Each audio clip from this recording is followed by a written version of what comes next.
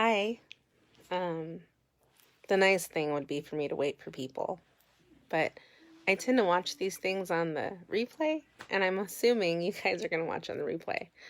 Um, Suddenly self-conscious about where my throat is, and my neck waddled because of the last time my little one took a picture of me, and he's like, "Mom, I got your third chin." All right. I'll jump in. I will jump in.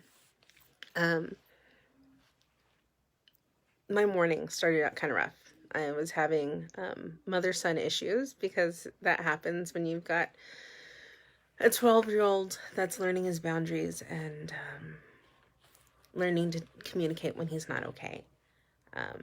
My day was a series of things that I'd planned that kind of shifted on me. Everything from how I was going to get out in the morning to the lunch that my team took me on. It was actually scheduled for tomorrow, and when for me, we ended up going today, which was really, really nice. It was great. On the way home, I was going to pick the kids up to go to dinner, and my oldest he's exhausted. He's a senior in high school. He's entitled to be tired after a long day of doing what teenagers do. But in all the ways that my day shifted from a crappy dinner at Denny's that I wasn't looking forward to because my kids liked their steak and they would have been happy with that, to I get to pick Philippe's instead, which I really love. Going to have lunch today, and it was Italian, and it was really, really good. As opposed to going to a wine bar that I've been curious about but not nuts about tomorrow. It was lots of wins in that. Throughout the day, though, I was constantly acknowledged, and here's where that was landing. Yes, it's my birthday, and Facebook is so great to remind everybody that it's my birthday because this is what they do. But it was beyond that.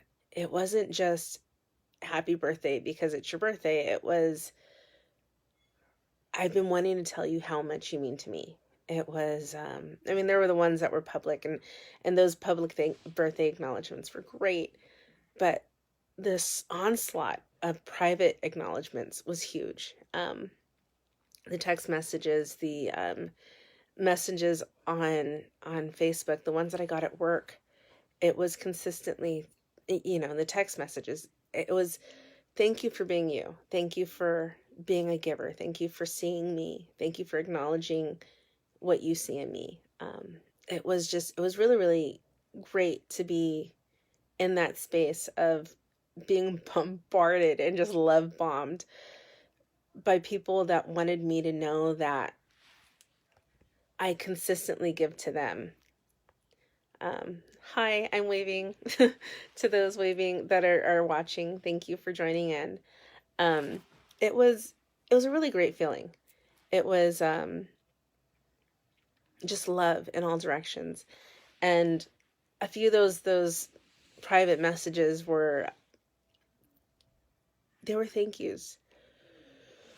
They felt I was entirely open and vulnerable in my book, and they found healing through that. And there was gratitude for what I gave, and gratitude for what they were able to receive. See, my book, I have it here. It looks, ignore the ring of light, that's something else. It's big because it was a hearty bit of writing that I did. It's called Memoirs of a Warrior Dragon Slayer. There's room for more. I'm not actually in LA slaying dragons, which is a common perception I was told would be had if I left out the phrase memoirs of. So, what it is my personal story. It's my story about overcoming several obstacles. It's about persevering. It's about digging deep and finding that badassery. And I was asked to share parts of it, so bear with me. It's okay if you're not into reading, but I did want to share a couple little bits that were good for me to share. And it's funny. I had set aside these little sections to read, and all of a sudden I'm feeling nervous. I'm feeling vulnerable. But I will proceed.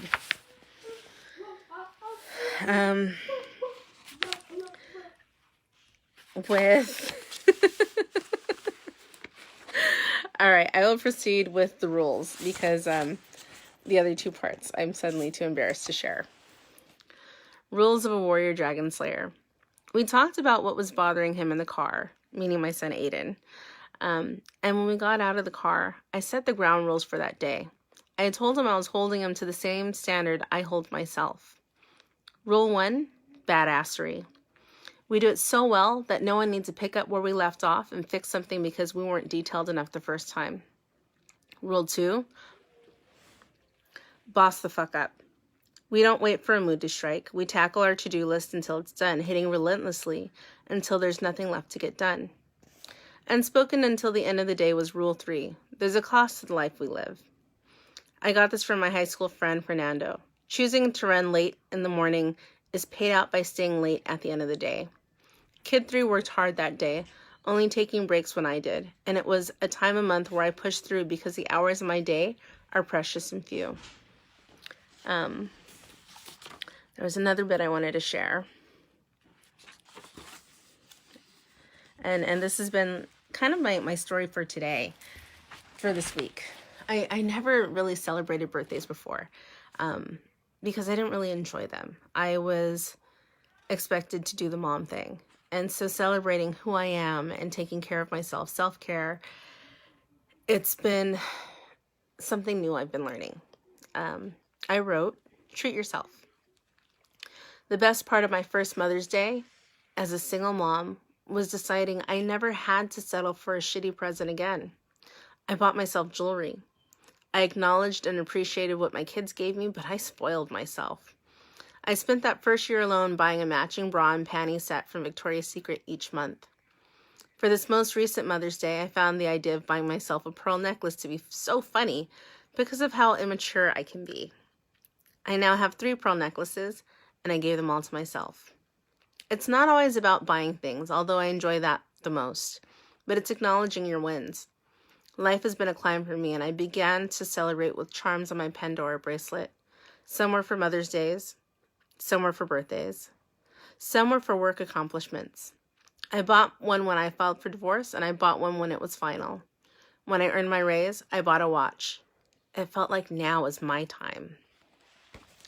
And now I'm going to go ahead and read something that I got nervous about reading just a few minutes ago because I chickened out. But it was funny to me when I wrote it. And this is about an ex-boyfriend.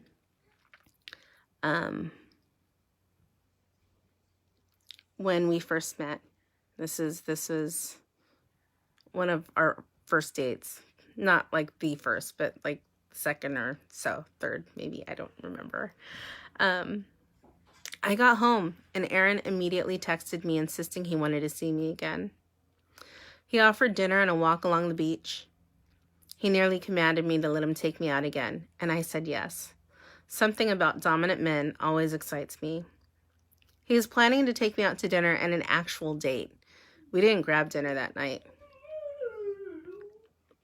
We walked along the beach, and in the dark, we stood near the crashing waves under the moonlight. He tilted my chin up and kissed me.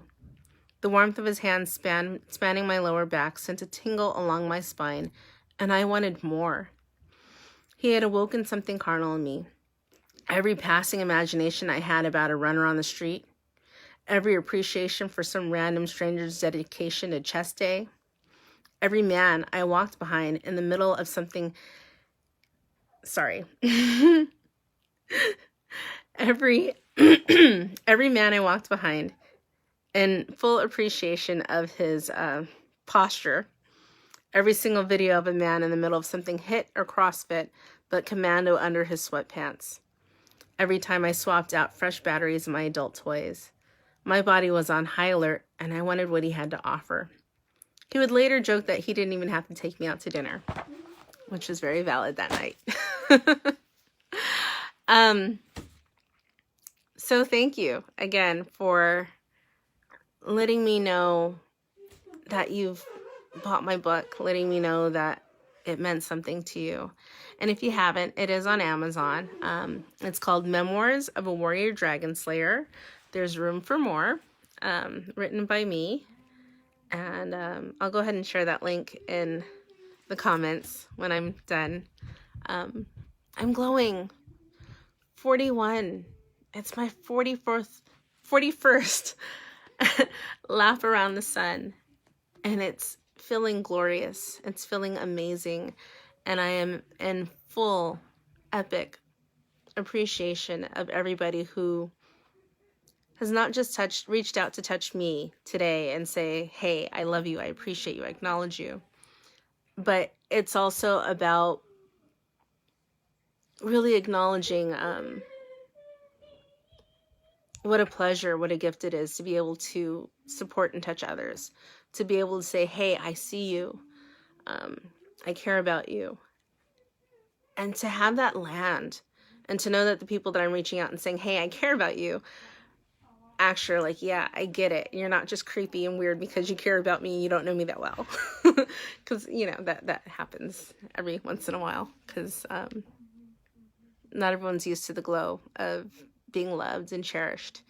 And I like to share that as much as I can. So again, thank you.